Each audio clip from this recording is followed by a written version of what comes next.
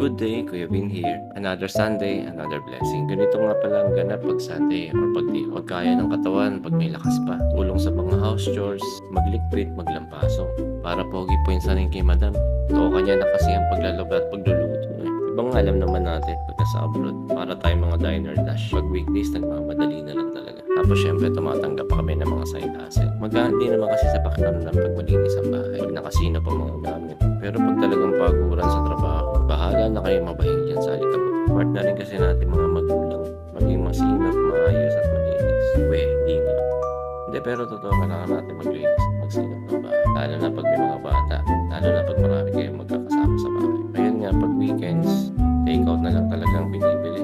Wala na talagang time para magluto. Mas gusto mo na magpahinga. Mas gusto mo nang deserve ko to. So ngayong araw, pizza muna tayo.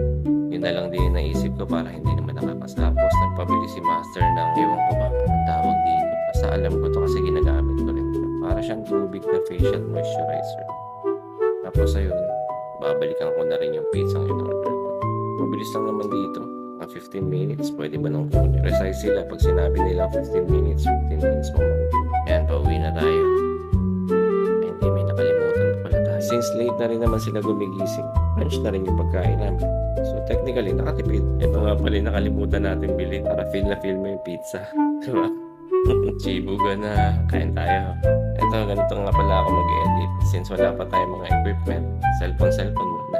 Sulat ng script, then nagbo-voice over ako, then lagay ng filter, finalize. Yun, tapos na. Salamat sa panonood. Sana nag-enjoy ka. Salamat ulit.